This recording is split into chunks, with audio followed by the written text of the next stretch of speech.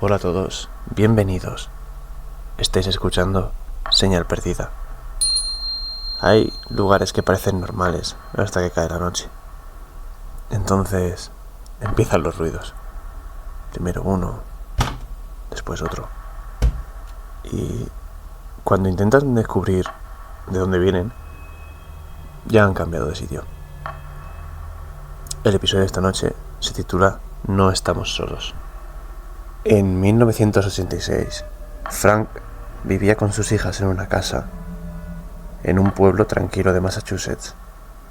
La vivienda era algo antigua, pero no tenía nada especialmente raro. Contaba con sótano, varios armarios grandes y los típicos crujidos que uno termina ignorando cuando lleva tiempo viviendo en el mismo sitio. Por eso, cuando comenzaron a escuchar golpes por la noche, Frank no se preocupó demasiado. Pensó que serían las tuberías o la madera al enfriarse. Sus hijas no estaban tan convencidas. Decían que los sonidos aparecían en una pared y poco después volvían a escucharse en otra habitación. Al principio ocurría de vez en cuando.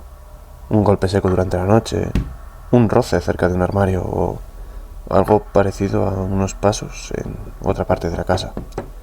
No era suficiente para pensar que alguien hubiera entrado, tampoco para llamar a la policía, pero después comenzaron a cambiar las cosas de sitio.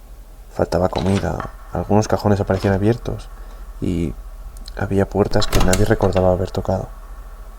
Frank pensó que serían despistes. En una casa con varias personas es normal que un objeto desaparezca y nadie sepa quién lo movió. El problema era que cada vez sucedía con más frecuencia.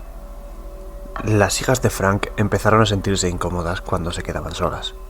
A veces tenían la sensación de que alguien las observaba desde el pasillo. Otras veces entraban en una habitación y encontraban objetos encima de la cama que antes estaban guardadas. También apareció un olor extraño en algunas zonas de la casa, parecido al de la ropa húmeda. Frank revisó las ventanas y comprobó todas las cerraduras. No encontró nada forzado. Nadie parecía haber entrado desde fuera. Durante el día, la casa seguía pareciendo completamente normal. Era al caer la noche, cuando empezaban los problemas.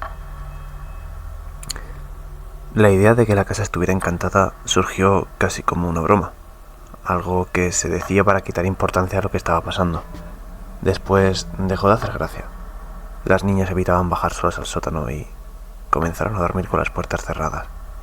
Algunas noches dejaban encendida la luz del pasillo. Eso tampoco servía de mucho. Los golpes seguían apareciendo y, curiosamente, casi siempre lo hacían cuando todo quedaba en silencio. Mientras la familia hablaba o veía la televisión no ocurría nada. Era cuando todos dejaban de hacer ruido, cuando la casa parecía dejar de moverse. Llegó un momento en el que ya nadie discutía si los sonidos eran reales. Todos los habían escuchado. La única discusión era sobre qué los producía. Frank continuaba buscando una explicación normal. Sus hijas estaban convencidas de que había algo en la vivienda. Nadie podía demostrarlo. Aún así, sus costumbres cambiaron. Miraban detrás de las puertas antes de entrar, evitaban caminar a oscuras y se quedaban completamente quietos cada vez que oían un crujido. No sabían si estaban viviendo en una casa encantada. Solo sabían que ya no se sentían solos dentro de ella. El 8 de diciembre de 1966, Frank regresó a casa con sus hijas al final de la tarde. Nada más entrar, notaron que algo no iba bien. Había luces encendidas y varios aparatos funcionaban al mismo tiempo. Las radios y los televisores sonaban con el volumen muy alto. El ruido llenaba toda la vivienda. Alguien tenía que haberlos encendido. Pero las puertas seguían cerradas. Frank empezó a revisar las habitaciones mientras las niñas esperaban cerca de la entrada. Encontró objetos fuera de lugar y señales de que alguien había utilizado una zona del sótano mientras ellos no estaban. La revisión terminó frente a uno de los armarios. Había suciedad alrededor y algo parecía haberse movido en su interior. Frank se acercó pensando que quizás encontraría un animal o una abertura en la pared. Cuando abrió la puerta, encontró a un adolescente escondido entre la ropa y la madera. Estaba sucio, llevaba el pelo levantado y se había pintado el rostro para parecer más aterrador. No era una aparición ni una sombra, era una persona. Se llamaba Daniel y, durante semanas, había conseguido permanecer dentro de la casa sin que la familia supiera dónde estaba. Frank había descubierto varios huecos y accesos ocultos en la vivienda. Desde allí podía escuchar lo que ocurría, esperar a que una habitación quedara vacía y salir sin ser visto. No vivía encajado dentro de una pared, como cuentan algunas versiones exageradas del caso, pero sí utilizaba espacios que la familia casi nunca revisaba. Así podía coger comida, mover objetos, abrir cajones y provocar golpes desde distintos lugares.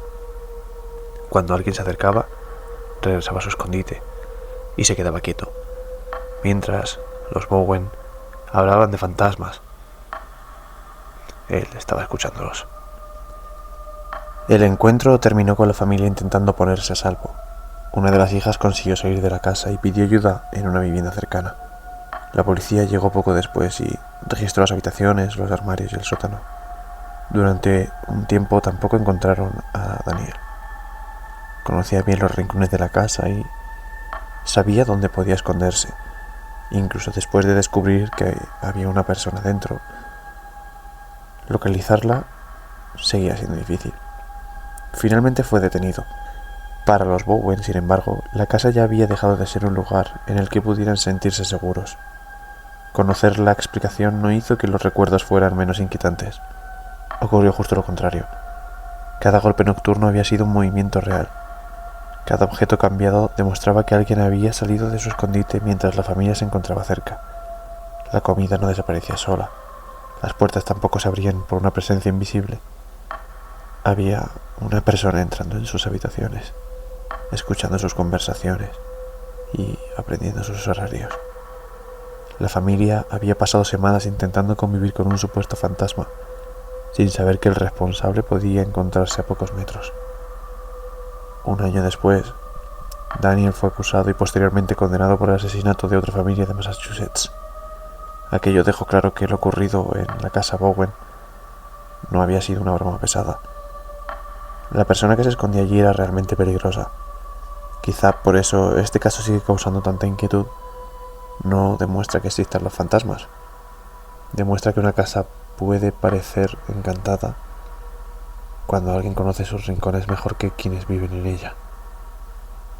Esta noche, si escuchas un golpe dentro de la pared, tal vez la pregunta no sea qué lo ha provocado.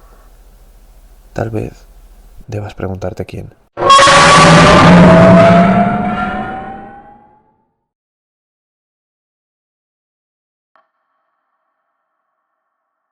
Esto ha sido Señal Perdida.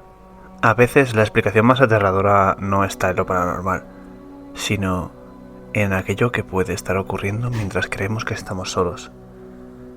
Si esta historia te ha inquietado, comparte esta señal con otras personas que también se atrevan a escucharla.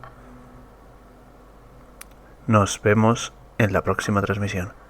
Y esta noche, cuando oigas un ruido dentro de la pared, no golpees para comprobar si responde.